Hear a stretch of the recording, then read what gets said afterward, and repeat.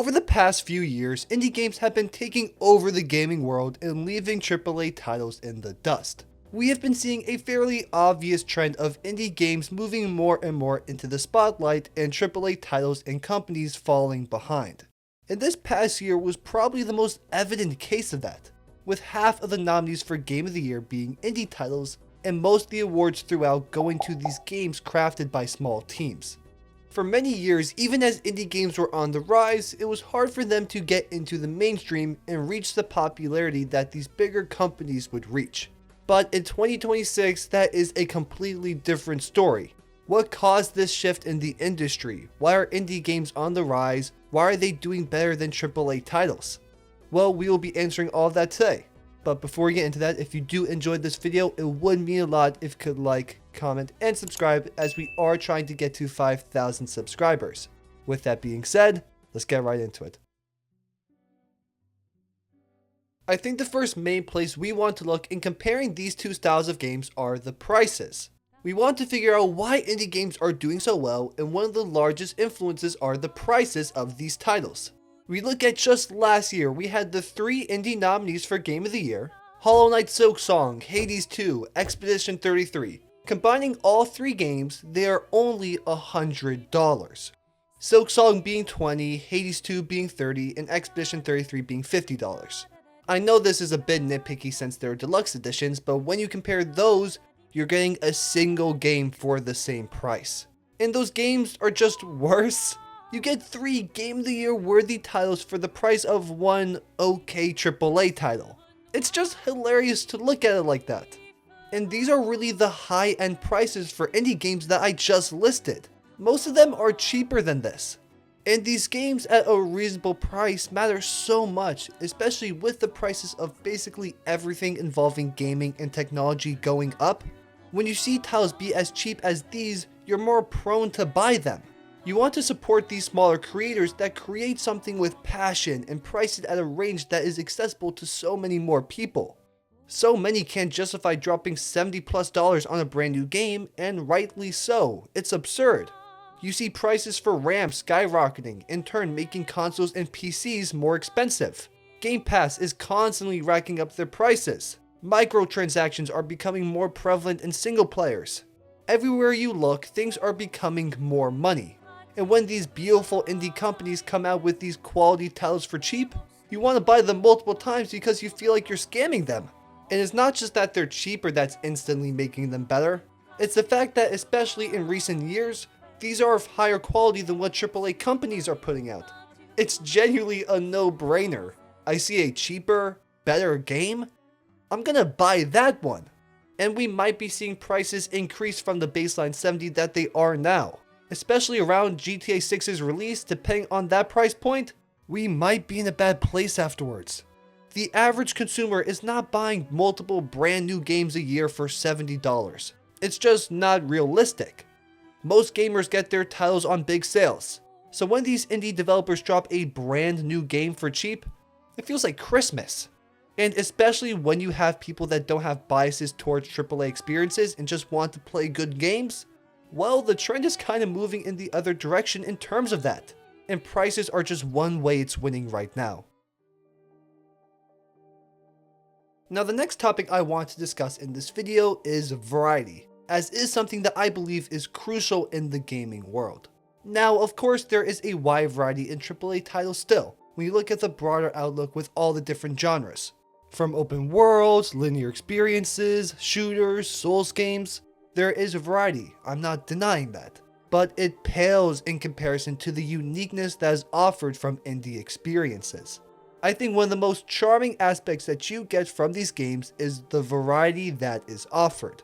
These titles are such a creative outlet. These indie developers are not bound to any higher-ups or bureaucracy. They are able to create whatever they want to. If you ask me to give you some games that are really unique and do something outside of the mold, I'm most likely only naming indie titles. They just simply have the freedom to create. And you see that in all aspects of the titles. From gameplay, art direction, narratives, worlds, soundtracks. These developers just do whatever their heart desires and it comes out beautifully. In the AAA sphere, there's such a push for realism at times that very much hinders that uniqueness a game has. Not every character needs to be a one-to-one adaptation of a real person. Of course, still, some of the best games that I've ever played are realistic. But at some point, you watch trailers and gameplay and you think to yourself, I feel like I've seen this before. What's different about this compared to the other trailers I've seen? Oh wow, a sprawling open world to explore, where have I heard that before? These companies lose their uniqueness and charm trying to follow the trends, and in gaming, it's a bad pipeline to fall down. With large development windows, constant changing of trends, you're asking for developmental hell. That's why companies should simply make the game that they want to. And that's the benefit indie developers have. They can do that. They have no higher-ups telling them the type of game to make, forcing them into making a live service title to just scrap it a few years down the line. You don't need to wait years to get an idea greenlit and have it go through 50 people. These indie teams are small and are able to discuss amongst themselves and be very hands-on with their development and experience. Once those AAA companies lose their personal touch on a game and it goes corporate, it's not gonna end well. You would think having all the money, the manpower, they should have all the advantages. But in many cases, that is not true. You are confined in how much you are able to develop the game you want to. You need to appeal to the masses, so don't overcomplicate some of these mechanics. We want it to be easily accessible. So many of these chains and restrictions in development create a game that is like the others because these other companies were telling their developers the same thing. Even through different genres, you see similarities. And I find it kinda insulting that these companies think dumbing down a game is the way to go. The game of the year in 2023 was a CRPG in Baldur's Gate 3. Turn-based combat with difficult mechanics to learn, so many unique ways to approach and learn it, wide choice variety. Gamers want to feel respected, and being given a game that challenges you is just one way that works. But with indie games, you get variety like none other. I play titles that no AAA company would ever make. I see risks and mechanics explored that hook me as a player. I experience things I never thought could be done in a game before. And sure, budget and manpower plays into that.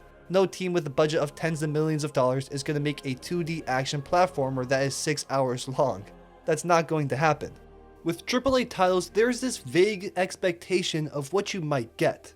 But with indie games, the possibilities are truly endless. And I believe people are starting to value that variety. I don't want to feel like I'm playing the same over-the-shoulder cinematic experience. Some of those are masterpieces, but I want variety. And I get that in indie titles.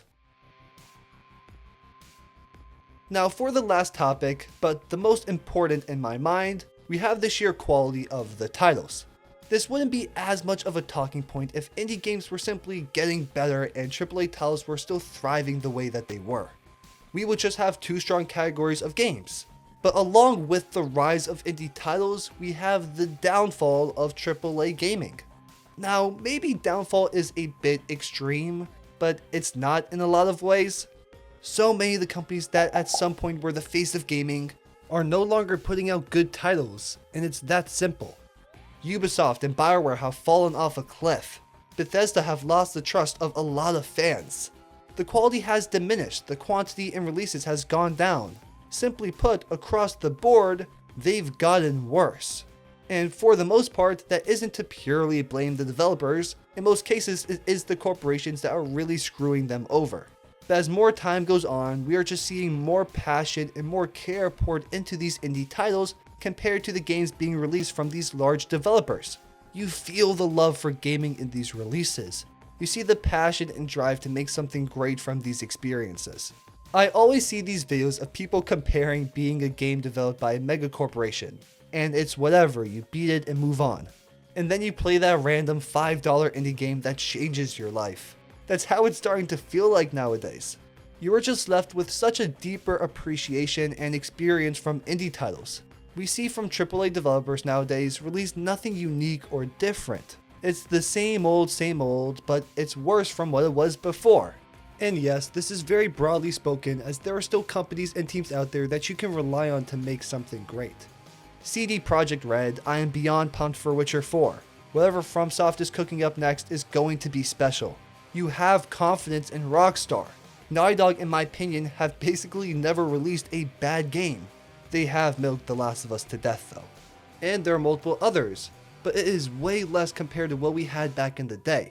I have no faith in a game EA puts out. Same can be said about Ubisoft and countless of other fallen giants. They only care about money, oversaturating the game with microtransactions, not caring about the buyer, and you can tell the game was made for profit and not passion. So across the board, there is a lack of innovation. They released the title buggy and unfinished. It's not consumer friendly at all. And even with all the money and people, these issues still arise. They have the biggest development team ever, yet they take over a decade to merely release one game. That title still comes out buggy and they patch it over time. It seems to be the same cycle all games are going down now. It's at the point you give credit to a game that comes out fully polished. That should be the bare minimum. But that's not the case with indie titles. Of course, this isn't some gift from God and they can do no wrong. The indie genre isn't some perfect thing. But you can see the heart and desire to make games people will love. And bottom of the line, that is what me and I assume many others want as well.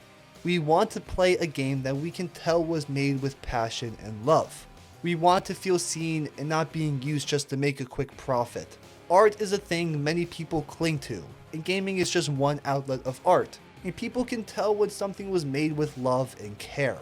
I want to know these developers made this with a concrete goal in mind, pursued their passion and developed something they loved and believed others will as well.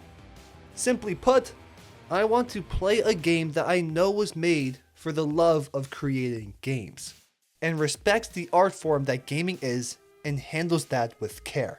The quality and relevance of indie titles have continued to increase, and I don't think is going to stop anytime soon. Not unless these big AAA companies do something to get back on track. With that being said though, I still love games from both sides of gaming and think there are amazing indie titles along with AAA. But the gap is seemingly shrinking every year and the power balance is shifting. AAA studios have to fix what they're doing and start pushing the gaming industry and trying to evolve it for the better, and not just have it be something to make money. I want to see innovation, experimentation, and variety in these titles. And I get that from indie games. I notice the love put into it, and I want these big companies to start moving back in that direction once again. If you guys did make it to the end of today's video, thank you so much for watching. Your support means the absolute world to me. If you did enjoy today's video, it would mean a lot if you could like, comment, and subscribe, as we are trying to get to 5,000 subscribers. Again, thank you guys so much for your support. I will see you in the next video, and God bless.